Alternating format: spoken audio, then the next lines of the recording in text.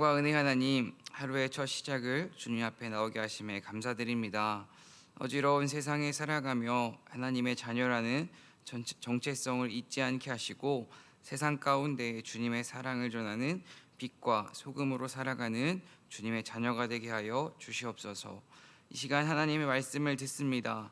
듣는 자나 전하는 자 모두 하나님의 말씀을 깨닫게 하시고 하나님의 말씀을 마음에 새기는 은혜의 시간 되게 하여 주시옵소서. 예수님의 이름으로 기도드립니다. 아멘. 오늘 하나님께서 허락하신 말씀은 누가복음 9장 18절부터 27절까지입니다. 누가복음 9장 18절부터 27절까지입니다.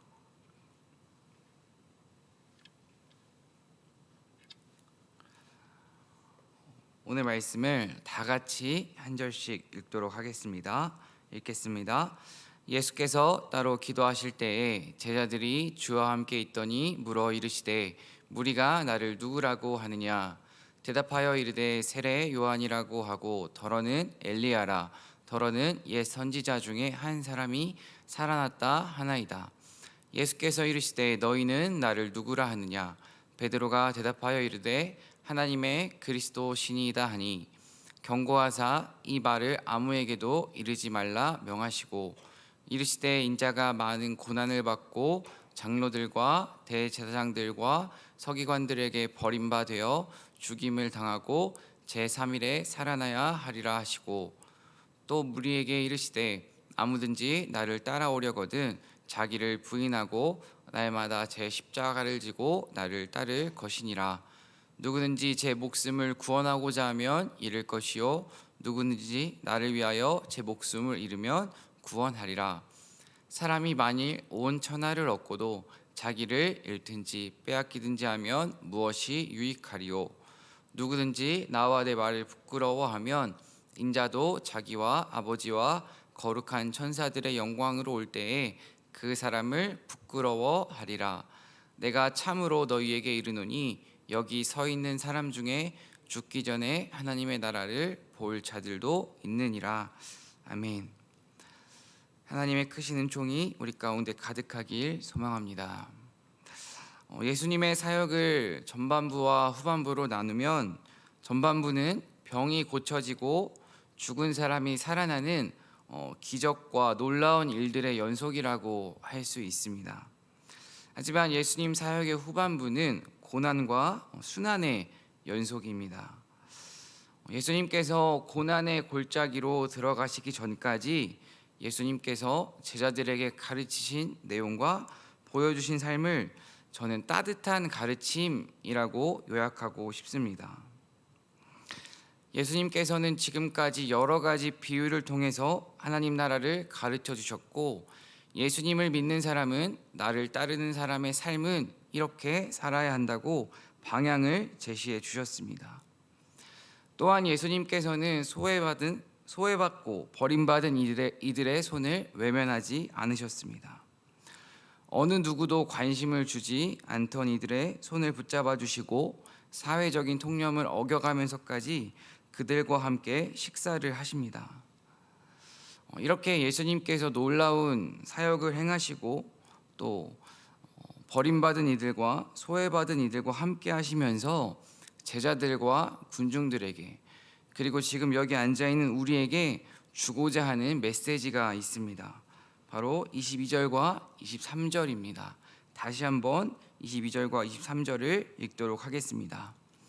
이르시되 인자가 많은 고난을 받고 장로들과 대제사장들과 서기관들에게 버림받아 죽임을 당하고 제3일에 살아나야 하리라 하시고 또 무리에게 이르시되 아무든지 나를 따라오려거든 자기를 부인하고 날마다 제 십자가를 지고 나를 따를 것이니라. 예수님께서 지금 제자들과 군중들에게 가르치고자 하는 핵심 메시지는 십자가입니다. 제자들은 지금 고난을 받고 죽임을 당한다는 자신들의 스승되는 예수님의 이야기를 듣고 고개를 갸우뚱했을 것입니다. 어제 큐티 말씀을 다시 한번 기억해 보면 예수님의 관심은 오직 함께하는 군중들에게 있었습니다. 그들의 배고픔이 예수님의 관심사였습니다. 하지만 제자들의 관심사는 어디에 있었습니까? 군중들의 굶주림보다 나 자신의 굶주림이 더 큰 관심사였습니다. 예수님의 가치관과 제자들의 가치관은 충돌합니다. 충돌하는 이유는 지향하는 바가 다르기 때문입니다. 예수님께서는 여전히 세상적인 가치관을 품고 있는 제자들에게 너희들이 앞으로 사명자로 살아가는 길이 어떤 길인지, 너희들이 앞으로 어떤 마음을 품고 어떻게 살아가야 하는지를 오늘 말씀하십니다. 그것이 바로 십자가입니다. 기독교의 핵심 본질은 다른 것이 아니라 십자가입니다. 예수님께서는 제자들에게 십자가의 사명이 무엇인지를 가르치고 있습니다. 무엇보다 오늘 말씀을 통해 십자가의 사명이 무엇인지 깨닫고 세상 가운데에서 사명자로 살아가는 저와 여러분 되길 소망합니다.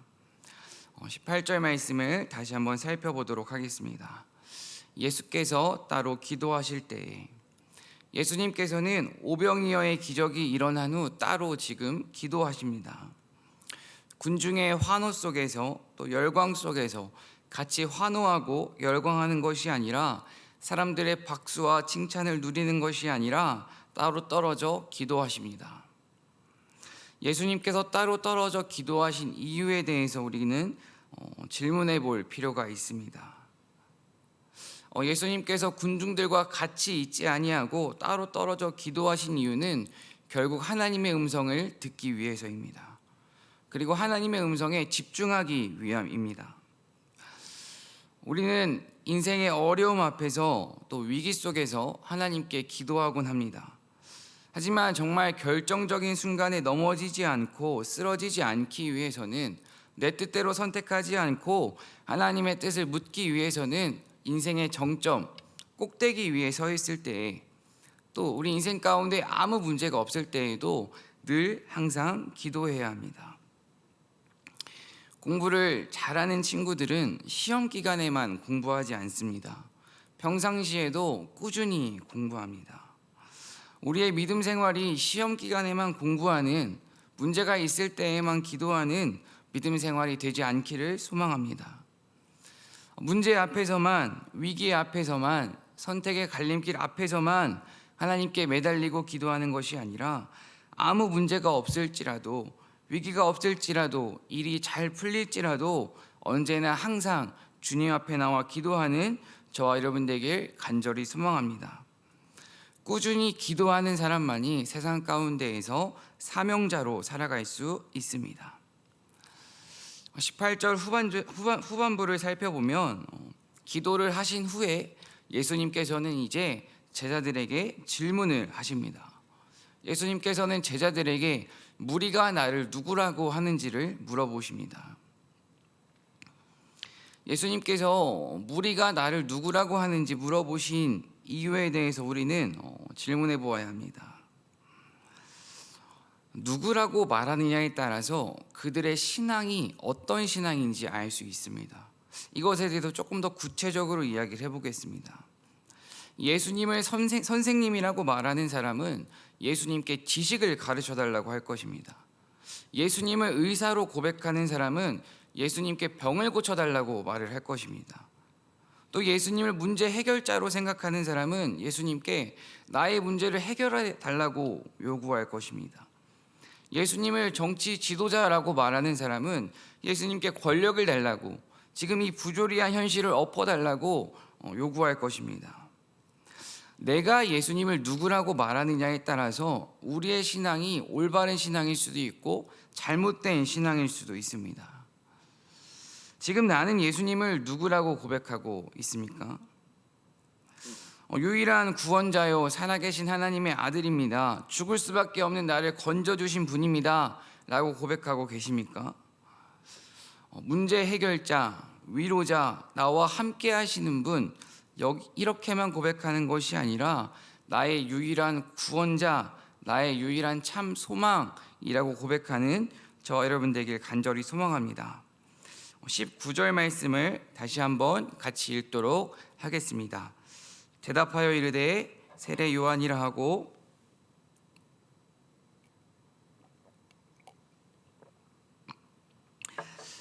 예수님의 질문에 제자들은 대답합니다. 예수님께 이렇게 대답합니다. 어떤 사람들은 세례 요한이라고 하고, 또 어떤 사람은 엘리야라고 하고, 어떤 사람은 옛 선지자 중에 한 사람이라고 합니다. 세례 요한이라고 고백하는 사람은 예수님을 정치적인 메시아로 기대했던 사람들입니다. 또 어떤 사람들은 비와 불을 떨어지게 하는 능력의 사도, 능력의 사람, 기적의 사람 엘리야라고 고백을 하고 있습니다. 또 다른 어떤 사람들은 구약의 선지자 중에 한 명이라고 말을 합니다. 이렇게 예수님에 대한 평가는 제각각이었습니다.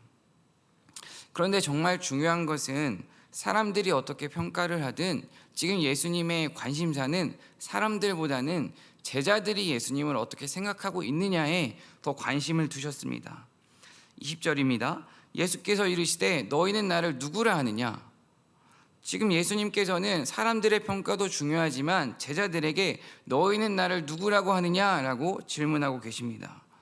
왜냐하면 이 제자들은 복음을 전하는 사명자로 살아갈 사람들이기 때문입니다. 사명자로 살아가야 하는 이 제자들이 예수님을 누구인지 알고 정확하게 고백하는 것이 예수님의 관심사였습니다. 신앙생활을 하면서 누군가 다른 사람의 고백 말고 나의 고백이 참 중요합니다. 다른 사람의 믿음, 다른 사람의 간증을 듣고 보는 것도 중요하지만 더 중요한 것은 나의 믿음, 나의 간증입니다. 예수님께서는 지금 나의 신앙, 나의 고백을 우리에게 질문하고 계십니다. 그러나 너는 지금 나를 누구로 고백하고 있니? 신앙생활을 하면서 다른 사람의 신앙을 나의 신앙으로 착각하는 사람들이 있습니다.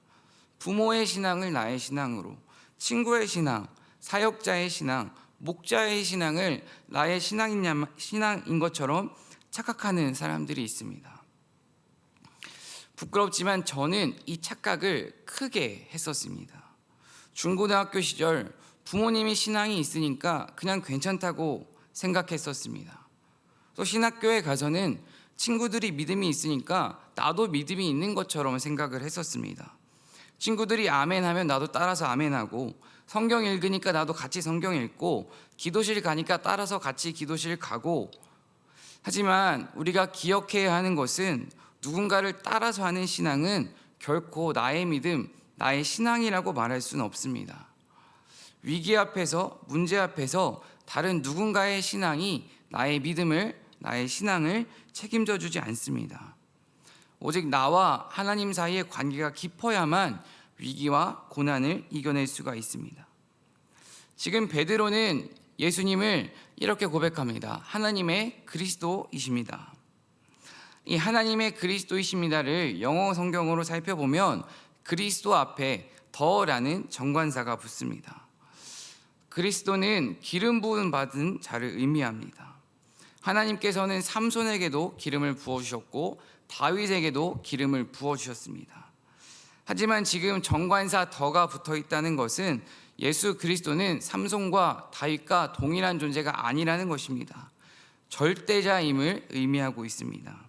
모든 예언의 완성, 약속의 성취이신 유일한 구원자, 절대자라고 지금 베드로는 예수님을 고백하고 있습니다.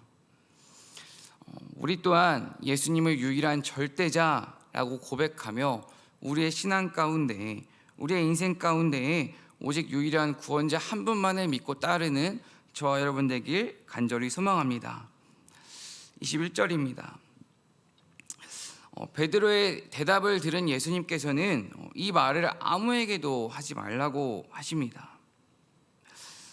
이것을 이유에 대해서 생각을 해보면 유대인들은, 이스라엘 백성들은 아직 예수님만이 절대적인 구원자이십니다라는 이 대답을 들을 만한 영적인 눈이 떠져 있지 않기 때문입니다. 더하기 빼기를 배운 아이들에게 너 이제 곱하기 나누기도 해봐 라고 말을 하면 절대 이해할 수 없고 풀 수도 없습니다. 영적으로 눈이 떠져 있지 않고 깊이가 없던 백성들이 절대자 예수님에 대한 이야기를 들었다면 자신들이 지금까지 기대하고 원했던 정치적, 군사적 메시아로만 예수님이 우리 앞에 나타나기를 원했을 것입니다. 그렇게 예수님께서는 지금 침묵을 명령하십니다.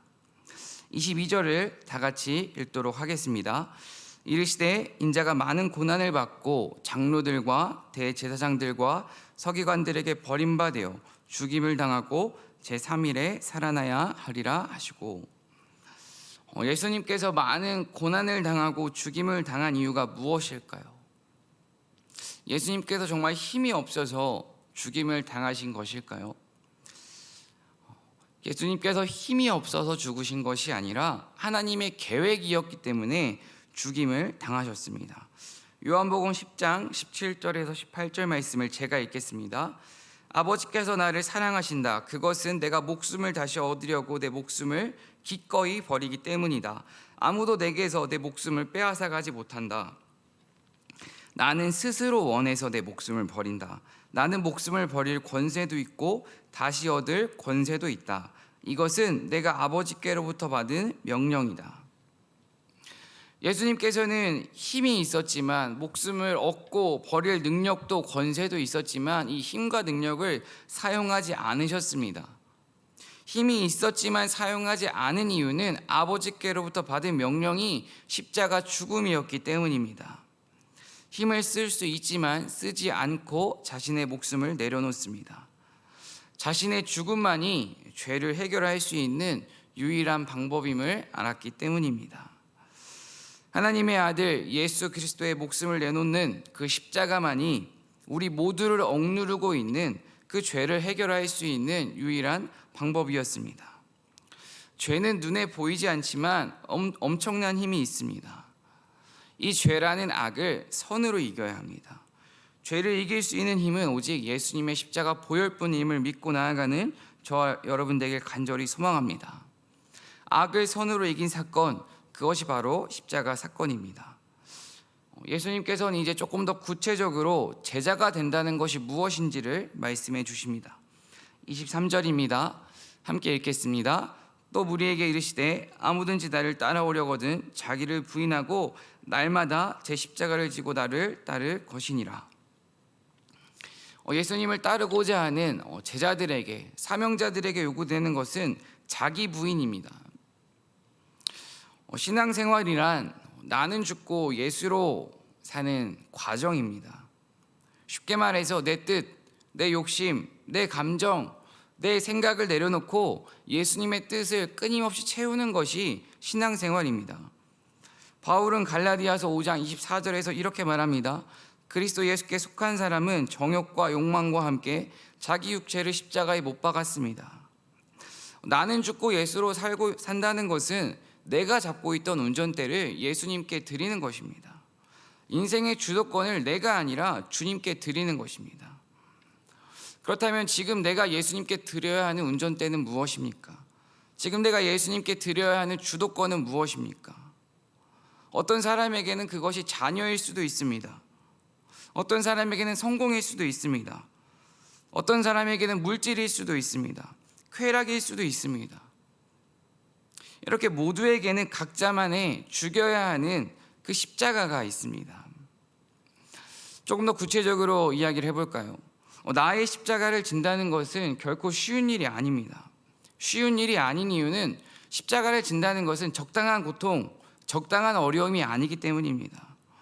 우리는 십자가 고통을 이렇게 말하기도 합니다. 물질의 어려움, 가정의 어려움, 직장의 어려움, 내가 예수님을 믿기 때문에 찾아오는 어려움을 나의 십자가라고 말하곤 합니다. 하지만 이것은 정확하게 말하자면 어려운 것은 맞지만 십자가는 아닙니다. 십자가의 본질은 고통이나 어려움이 아닙니다. 십자가의 정확한 본질은 죽음입니다. 십자가는 견뎌내는 것이 아니라 십자가는 지켜내는 것입니다. 내 뜻과는 다를지라도 하나님의 뜻을 내 마음에 품고 하나님의 뜻을 끝까지 실천하며 구현해내는 것이 이 십자가를 지는 것입니다. 우리는 예수님을 나의 주님입니다 라고 고백합니다. 우리는 이 말을 하면서 그렇게 큰 긴장감을 느끼지 않습니다. 너무나도 쉽게 예수님은 나의 주님입니다. 나는 예수님을 믿고 있습니다. 말을 합니다. 그런데 초대교회에서의 상황은 달랐습니다.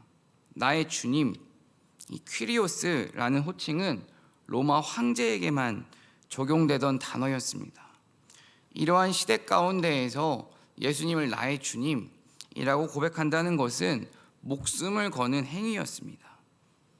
초대교회 교인들은 목숨을 걸고 예수님을 믿었습니다. 그렇다면 지금 여기에 앉아있는 우리는 나는 예수님을 어떻게 믿고 있는지 생각해 보았으면 좋겠습니다. 내가 죽여야 하는 자아는 결코 죽이지 않으면서, 내가 버려야 하는 거짓된 것들은 버려야 하면서, 너무나도 편안하게, 너무나도 쉽게, 너무나도 안정적으로 믿음 생활을 하면서 값싼 은혜를 누리고 있지는 않습니까? 십자가의 본질은 고통이나 어려움이 아닙니다. 바로 죽음입니다. 한 번 죽는 것이 아니라 날마다 나의 자아를 죽이고 또 죽이는 것이 신앙생활입니다. 나의 옛사람, 자아는 날마다 죽이고 오직 예수로 살아가는 저와 여러분 되길 간절히 소망합니다. 24절과 27절 말씀을 살펴보겠습니다. 25절을 살펴보면 사람이 만일 온 천하를 얻고도 자기를 잃든지 빼앗기든지 하면 무엇이 유익하리요? 여기서 말하는 온 천하는 인생의 목표를 목표로 생각해 볼 수 있습니다. 사람들이 인생의 목표로 잡는 권력, 성공, 돈, 명예, 이 모든 것을 다 얻었다고 생각한다면 아마 사람들은 만족한 인생을 살았다고 고백할 것입니다. 하지만 예수님께서는 말씀하십니다. 네가 모든 것을 다 얻어도 네가 원했던 것, 네가 갖고 싶었던 것, 네가 누리고 싶었던 것 다 얻어도 네 영혼을 잃으면 무슨 소용이 있는지 말씀하십니다. 다른 것은 잊어버려도 예수님만큼은 잃어버리지 않는 것이 가장 큰 복입니다. 보령에 있는 갈매모 성지에 가면 이런 문구가 있습니다. 예수님을 가진 자가 모든 것을 가진 자다. 지금 무엇을 얻기 위해 발버둥 치고 계십니까? 무엇을 가지려 노력하고 계십니까? 예수님의 마음을 얻기 위해, 예수님을 닮기 위해, 예수님을 따르기 위해 노력하고 발버둥 치고 계십니까? 아니면 반대로 세상을 따르기 위해, 세상을 쫓아가기 위해 발버둥 치고 계십니까? 저는 특별히 오늘 말씀을 준비하면서 예수님 외에 제가 가지려고 했던, 제가 끊임없이 따르려고 했던 제 자신을 회개했습니다. 물질에 사로잡혀, 또 명예에 사로잡혀, 성공, 이심, 거짓에 사로잡혀 나의 유익을 위해 가지려고 했던 것들을 주님 앞에 회개하는 시간을 가졌습니다. 예수님을 가진 자가 모든 것을 가진 사람임을 믿고 나아가는 저와 여러분 되길 간절히 소망합니다. 무엇보다 예수님 한 분만으로 충분하다는 것을 믿고 삶으로 예수님의 사랑을 세상 가운데 고백하는 저와 여러분 되길 소망합니다. 오늘 말씀을 마무리하도록 하겠습니다. 그렇다면 이렇게 질문할 수 있습니다. 십자가의 길 너무나도 고통스럽고 어려운 길이지 않습니까? 세상의 눈으로 보면 그렇게 보일 수 있습니다. 그리고 십자가의 길은 결코 쉬운 길이 아닙니다. 하지만 나는 죽고 날마다 예수로 사는, 나의 십자가를 지고 살아가는 그 길이 정말 참된 행복의 길입니다. 바울은 고린도전서 1장 18절에서 이렇게 말합니다. 십자가의 말씀이 멸망할 자들에게는 어리석은 것이지만 구원을 받는 사람인 우리에게는 하나님의 능력입니다. 십자가의 말씀이, 십자가를 따르는 것이, 나의 십자가를 지고 좁은 길을 걸어가는 것이 멸망할 사람들에게는 어리석어 보이고 답답해 보일 수 있지만 구원을 받는 사람들에게는 하나님의 능력입니다. 이 세상 가운데에서 사명자로 살아간다는 것이 때로는 힘겨울 수 있습니다. 때로는 포기하고 싶을 수도 있습니다. 하지만 나를 위해 십자가에 죽으신 그 예수님의 피를 기억하며 이 땅 가운데에서 기꺼이 예수님을 따라 가장 복된 길, 좁은 길을 묵묵히 걸어가는 저와 여러분 되길 축원합니다. 기도하겠습니다. 사랑과 은혜의 주님, 주님의 나라는 십자가의 죽음을 통해 이루어짐을 고백합니다. 날마다 나의 자아는 죽고 오직 주님만이 살아 십자가의 능력, 하나님의 능력을 경험하는 주님의 자녀가 되게 하여 주시옵소서. 이 시간 육체적인 연약함으로, 물질적인 어려움으로 정신적인 고통을 당하고 있는 이들을 주님께서 기억하여 주시고, 주님께서 위로해 주시고, 주님께서 치유하여 주시옵소서. 이 시간 주님께 감사한 마음을 품고 예물을 드린 이 손길을 주님께서 기억하여 주시고, 주님께서 깨끗하게 회복해 주신 것을 믿고 주님께 감사한 마음으로 주님의 사랑을 기억하며 세상 가운데로 나아가는 주님의 자녀로 이를 축복하여 주시옵소서. 오늘 하루의 삶을 주님께 맡깁니다. 오늘 나의 발걸음, 나의 생각, 나의 입술을 주님께서 주장하여 주시옵소서. 언제나 우리와 함께 하시는 예수님의 이름으로 기도드립니다. 아멘.